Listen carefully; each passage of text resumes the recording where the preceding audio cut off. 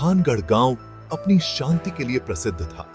हरे भरे पहाड़ों और नीले आसमान के बीच बसा यह एक बहुत ही सुंदर गांव था। इसी गांव में रहता था एक छोटा सा लड़का, आकाश। एक दिन अपने घर के अटारी में आकाश को एक प्राचीन संदूक मिला। यह एक नक्शा था जिसके किनारे घिसे हुए थे। यह एक साहसिक कार्य की शुरुआत थी। नक्शा एक पहेली की तरह था, जो रहस्यमय प्रतीकों और धुंधली रेखाओं की एक भूल भुलैया थी।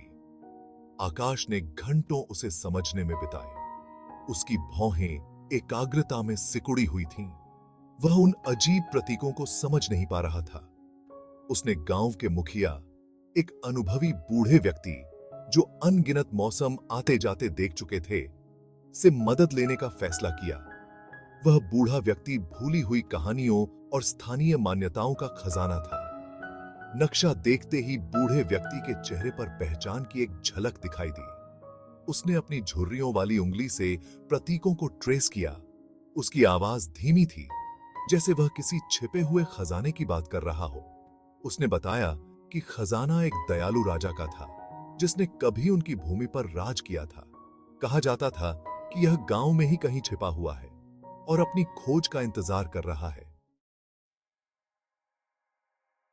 आकाश ने नक्शे के रहस्यों को सुलझाना शुरू कर दिया।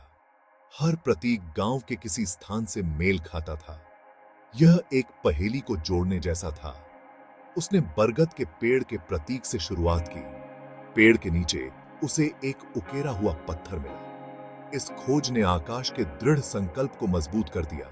उसने नक्शे का पीछा किया। हर कदम उसे खजाने के करीब ले जा रहा था। नक्शे के मार्गदर्शन में आकाश गांव के मंदिर पहुंचा। मंदिर अपनी जटिल नक्काशी और प्राचीन आभा के साथ एक महत्वपूर्ण सुराग रखता था। नक्शा मंदिर के नीचे एक गुप्त कक्ष का संकेत दे रहा था। सांस रोककर आकाश ने गर्भगृह के पीछे एक ढीली पत्थर की पटिया ढूंढ निकाली। इससे एक संकरा रास्ता दिखाई दिया जो अंधेरे में जा रहा था। साहस और टिमटिमाते हुए लालटेन के साथ आकाश अज्ञात में उतर गया।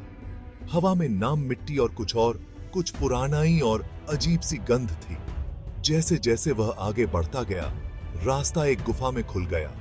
उसके बीचों बीच उसकी लालटेन की भयानक रोशनाई में नहाया हुआ एक खजानाए से भरा संदूक रखा था।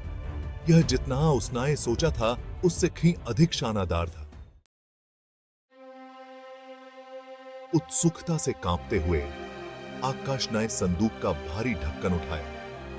अंदर जो खजाना था वह सोना या रत्न नहीं था, जैसा कि उसने उम्मीद की थी। इसके बजाय यह कहीं अधिक मूल्यवान था। संदूक में प्राचीन ग्रंथों के ढेर थे, जिनके चर्मपत्र उम्र के कारण खराब हो चुके थे। वे राजा के इतिहास, उनके शासनकाल, उनके ज्ञान और अपनी प्रजा के लिए उनके सपनों का रिकॉर्ड थे।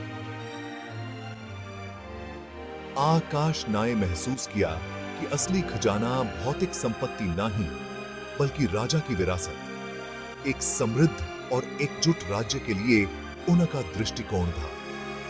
ये ग्रंथ अतीत की एक खिड़की थे, आने वाली पीढ़ियों के लिए एक उपहार।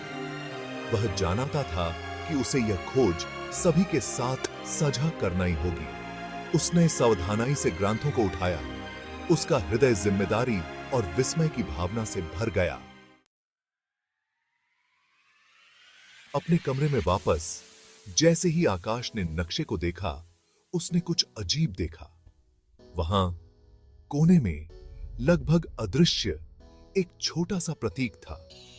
अचानक आश्चर्य से भरकर वह बाहर भागा और ढीली पत्थर की पटिया मिल गई। उसके घर के नीचे एक गुप्त कक्ष था। अंदर उसे एक छोटा सा संदूक मिला। जब इसे खोला गया तो इसमें उत्तम रत्नों का संग्रह दिखाई दिया।